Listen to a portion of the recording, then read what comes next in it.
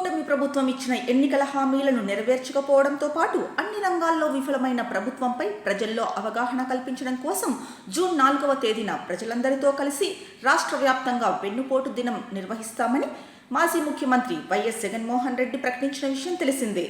ఇక ఈ వెన్నుపోటు దినానికి వ్యతిరేకంగానో లేదా సొంతంగానే చేయాలనుకున్నారో తెలియదు కానీ డిప్యూటీ సీఎం పవన్ కళ్యాణ్ రాష్ట్రంలో కూటమి సారథ్యంలో ఎన్డీఏ ప్రభుత్వం ఏర్పడి జూన్ 4వ తేదీకి ఏడాది పూర్తి కానున్న నేపథ్యంలో ఆ రోజును సంక్రాంతి దీపావళి పండుగల కలబోతగా చేసుకోవాలని జనసేన నాయకులు కార్యకర్తలకు ఆ పార్టీ అధినేత ఉప ముఖ్యమంత్రి పవన్ కళ్యాణ్ పిలుపునిచ్చారు.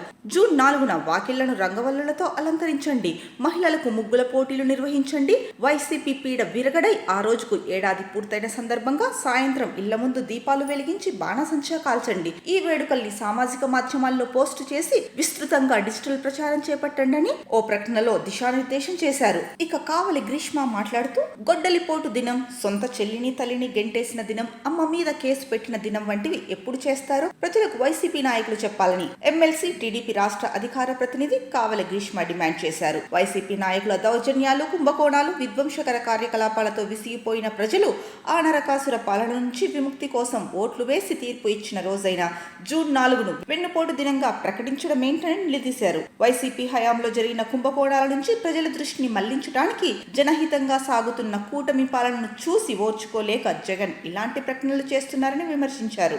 ఇక ఎన్నికల్లో ప్రజలు చీకొట్టినా సరే వైసీపీ అధినేత జగన్మోహన్ రెడ్డికి ఆ పార్టీ నేతలకు బుద్ధి రావట్లేదని ధ్వజమెత్తారు.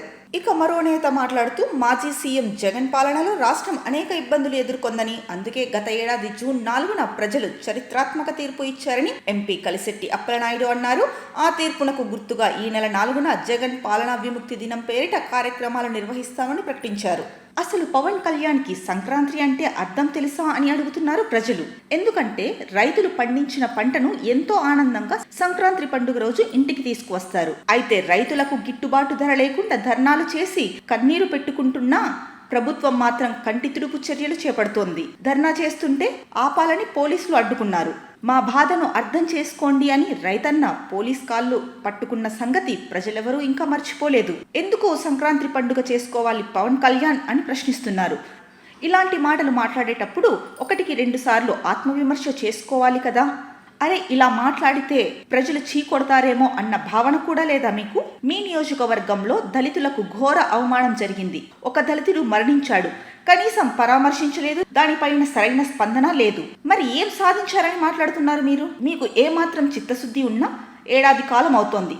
ప్రజలకు ఉపయోగపడే పనులు ఏమేమి చేశారో ఒక్కసారి చెప్పండి. ఆ లిస్ట్ని ఒక్కసారి రిలీజ్ చేయండి. దీపావళి, సంక్రాంతి పండుగ కలబోతగా చేసుకోండి అని చెప్తున్నారు కదా. వాలంటీర్ల పొట్ట కొట్టినందుకు చేసుకోవాలా? లేక రాష్ట్రంలో చిన్నారులు, మహిళలు, వృద్ధులు అని తేడా లేకుండా అత్యాచారాలు, హత్యాచారాలు జరుగుతున్నాయి. ఆడబిడ్డ జోలికొస్తే తాట తీస్తా అన్నారు. ఒకరి తాట అయినా తీశారా? అందుకు సంక్రాంతి పండుగ చేసుకోవాలా? అధికారంలో లేనప్పుడు వాలంటీర్ వ్యవస్థలో మహిళలు మిస్ అయ్యారని వాళ్ళను వెనక్కి తీసుకొస్తామని చెప్పారు. మరి వాళ్ళని వెనక్కి తీసుకొచ్చారా? అసలు మిస్ అయితే కదా తీసుకురావడానికని ప్రజలు అభిప్రాయపడుతున్నారు. మరి ఇందుకు సంక్రాంతి పండుగ చేసుకోవాలా? లేదా మీ స్వార్థ ప్రయోజనాలు నెరవేర్చుకుంటున్నందుకు రాష్ట్ర ప్రజలు పండుగ చేసుకోవాలా అని ప్రశ్నిస్తున్నారు. ఇక వాకిళ్లను రంగవల్లులతో అలంకరించండి అంటున్నారు. అది ఎప్పుడు చేస్తారో తెలుసా డిప్యూటీ సీఎం గారు? పండుగ రోజు, అది కూడా అందరూ సంతోషంగా జరుపుకున్న రోజు చేస్తారు. పోనీ మీరు ప్రజలకిచ్చిన హామీలన్నీ నెరవేర్చారా? నెరవేర్చుంటే చెప్పండి. దీపావళి, సంక్రాంతి పండుగ కలబోతగా చేసుకుందాం అన్నారు. దీపావళి అంటే రావణాసురుడి వధ జరిగి అందరి ఇళ్లల్లో దీపాలతో వెలుగులు నిండిన రోజు. మరి కూటమి ప్రభుత్వం వచ్చిన తర్వాత అందరి ఇల్లు దీపాలతో కలకలలాడుతున్నాయా? అమ్మఒడి వేశారా? రైతులను ఆదుకున్నారా? ఆరోగ్యశ్రీ బకాయిలు చెల్లించి పేదలకు వైద్యం అందకుండా వైద్య సేవలు అందిస్తున్నారా? ఏం చేశారని వెలుగులు నింపుకొని ఆనందంగా జూన్ 4ని జరుపుకోమని చెప్తున్నారు డిప్యూటీ సీఎం గారని ప్రజలు ప్రశ్నిస్తున్నారు.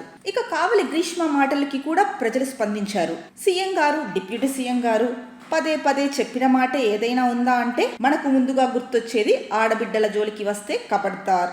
ఇక రాజకీయాల్లో ఇంట్లో మహిళల గురించి మాట్లాడకూడదు అని చెప్తారు. మరి కావలి గ్రీష్మ ఏం మాట్లాడారు? చెల్లి, అమ్మను బయటకు గెంటేసిన దినం ఎప్పుడు చేస్తారో చెప్పండి అన్నారు.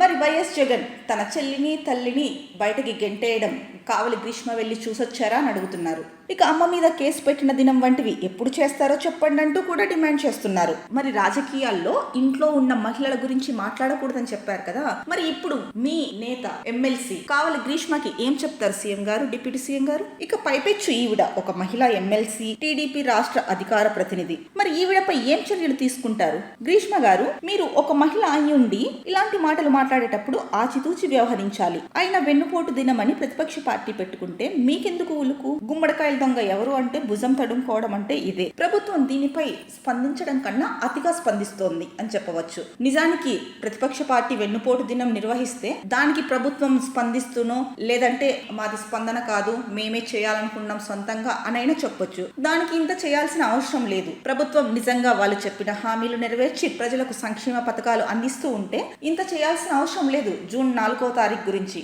ఇక మరో ఎంపీ చేసిన వ్యాఖ్యల్ని కూడా మనం ఇందాక మాట్లాడుకున్నాం. మరి ఒకవైపు ప్రతిపక్ష పార్టీ వెన్నుపోటు దినం నిర్వహిస్తుంటే ప్రభుత్వంలోని డిప్యూటీ సీఎం దీపావళి సంక్రాంతి కలబోతగా పండుగ చేసుకుందాం అంటున్నారు. అసలు ఏం సాధించారు 1 year లో అని పండుగ చేసుకోవాలో ఒక్కసారి ఆత్మవిమర్శ చేసుకోండి. ఇల్లలకగానే పండుగ అవ్వదు డిప్యూటీ సీఎం గారు.